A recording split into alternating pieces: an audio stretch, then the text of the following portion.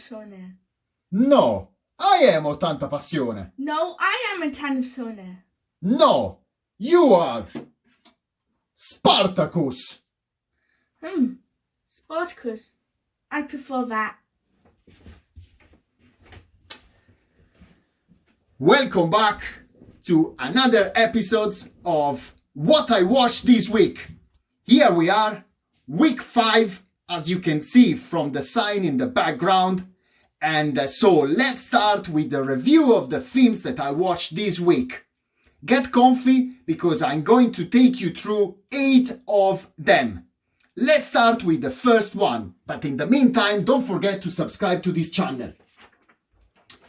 The first film that I watched this week, it's called Penguin Bloom, a 2020 drama film based on a true story. With Naomi Watts, who once again proves to be a very good and versatile actress. The rest of the cast fits in perfectly. Set in Australia with beautiful scenery. It's the story of how a family managed to deal with the trauma of an accident.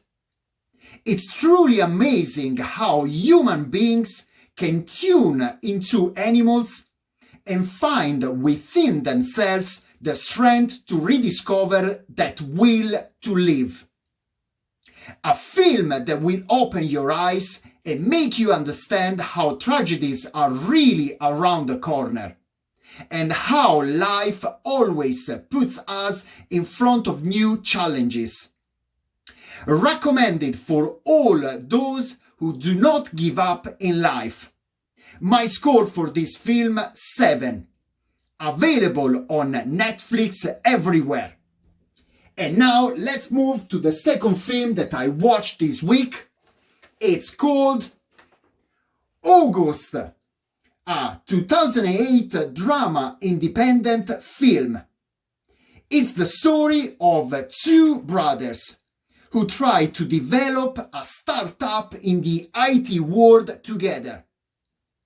If on one side Josh Hartnett represents the self-confident and determined personality in the film, on the other hand we find Adam Scott, the more introverted and truthful brother.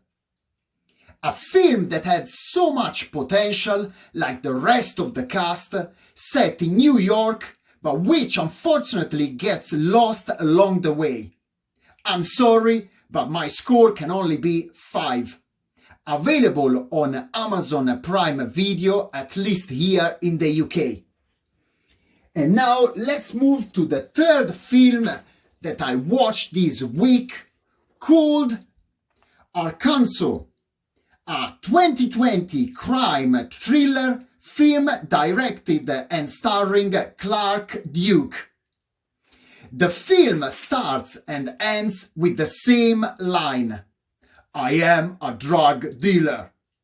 And let's say that for almost 2 hours, the film proceeds in the same obvious way, without twists, and it's very predictable in its development. The cast is not bad at all, but it could have been used in a better way. I certainly prefer Clark Duke as an actor for his roles in Kick-Ass and Hot Tub Time Machine. The only thing that I like about the film is the fact that it's set mainly in Alabama. I can only give a 5 as a score.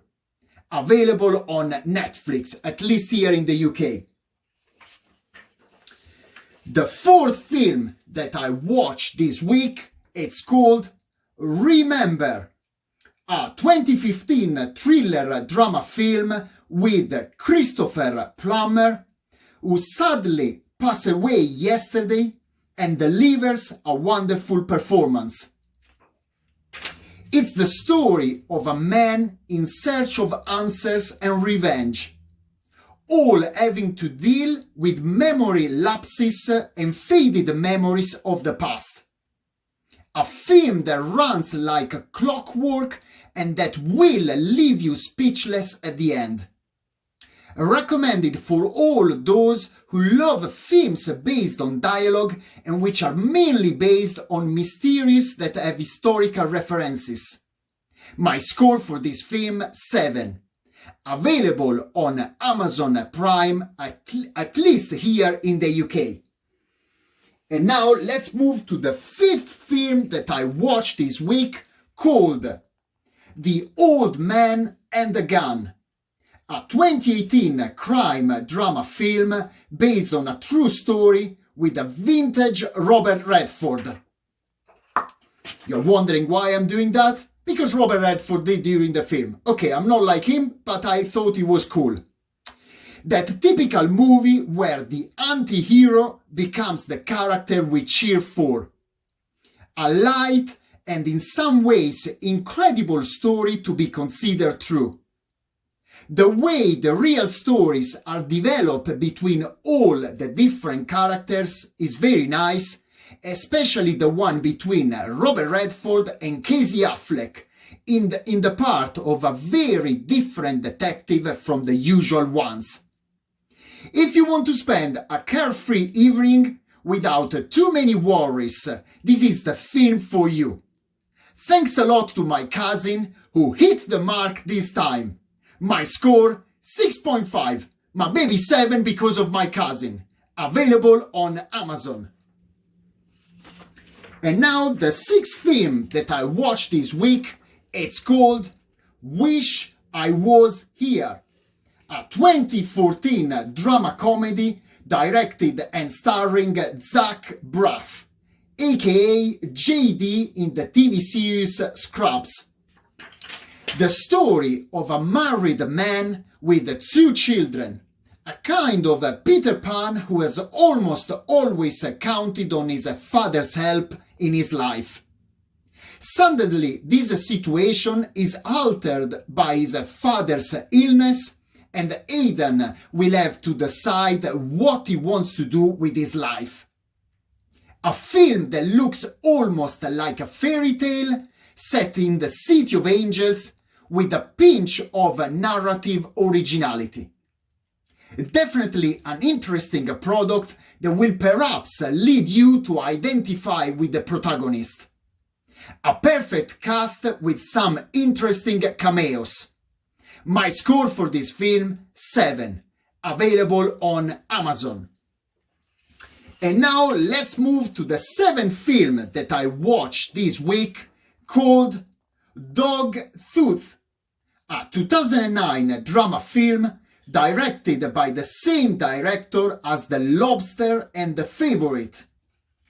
Apparently, the director took this idea from a 1970s Mexican film. Dogtooth was nominated for an Oscar for Best Foreign Film in 2010. Surely a very special story, sometimes absurd.